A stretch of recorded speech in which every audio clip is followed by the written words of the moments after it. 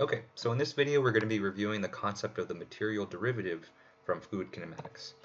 Okay, so before we talk about that, let's talk very briefly about this idea of rates of change. Fluid properties such as velocity can change as a fluid flows, just as anything else in the world, right? But because of the motion of the fluid, we can say that changes occur primarily due to either time, and so what this means is that if you stay at a fixed location in space, their flow properties can change just by the fact that the flow is unsteady, right? And so think about looking at the flow of water as it comes out of your faucet, right? So you can either turn up or turn down the sink, and then just by being at that faucet head, because you're changing the flow with time, that's going to change the velocity of the flow, right? So that's very natural to think about, and so that's true for solids as well. But for fluids, because of the motion, we can also have changes that occur through space. And so just by the fact that fluid flows from one location to another, we can also observe changes in the fluid properties, even in steady flow. And so, the most basic, simple example is flow through a nozzle. And so if flow is going from point A to point B in this nozzle, the flow naturally has to speed up because of the constriction in area, as you have seen before, due to conservation of mass. And so, fluid properties can change either by these two things. And so to encapsulate this, just kind of naturally, mathematically speaking, we always want to kind of express a rate of change as a derivative. But because we have kind of multiple different ways that properties can change, our derivative should reflect both of the time and space changes. Okay, and so as an example, let's consider the fluid velocity, which is a function of both space and time. Okay, and so we have our velocity vector v here, and it's a function of x, y, and z, and so those are the spatial coordinates, and t. Okay. And it's important to note that for this example, we're considering the velocity of a fluid particle.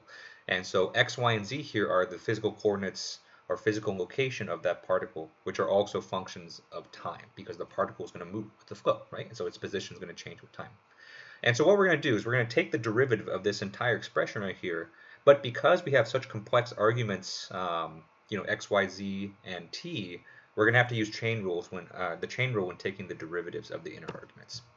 Okay, so let's go ahead and start. And so, up top here I have our starting velocity vector, and we're going to take the derivative here kind of step by step. Okay, and so I think the easiest thing to do, or the easiest place to start here, is with the actual time argument. Okay, and so when we take the derivative of the entire v with respect to t, the first thing that comes out here is the partial derivative of v with t itself, because v itself changes with time.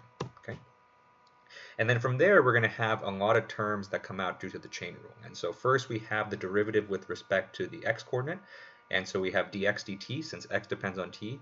And then we have the partial derivative of our outer argument v with respect to that argument. So we have partial v partial x. Okay? And so those two things are multiplied together through the chain rule. And then we're going to repeat this thing, the same idea for y and for z as well. Okay? And so that's how we get these four terms here. One other thing that we'll notice is that dx dt, dy dt, dz dt, these are the rates of change of the particle coordinates with respect to time. But we know just from solid kinematics that these are equal to the fluid particle velocities. Okay, so we can go ahead and plug that in. And so for dx dt, we're going to plug in u, dy dt, we'll plug in v, dz dt, we'll plug in w, and we end up with this expression right here. Okay, so there's four terms here. Okay, so let's kind of break this apart. And so, we went through the trouble of the chain rule. Let's see let's look at each of these terms individually. So first, let's look at this first term right here. And so this first term, which is the partial derivative with respect to time, this is known as the unsteady term. And so that basically represents exactly as well what we talked about at the beginning of this video. And so fluid properties can change with time if you stay at a fixed location. And this term mathematically represents that. Okay? And so sometimes this is called the local rate of change since it allows properties to change without changing physical location. Okay? Next we have these three terms, and so these three terms came out due to the chain rule, and they're often grouped together as the convection terms, and they represent the fact that fluid properties can change due to the motion of the fluid from one location to the other. Okay? And if you notice, each spatial derivative is matched with the same corresponding velocity component.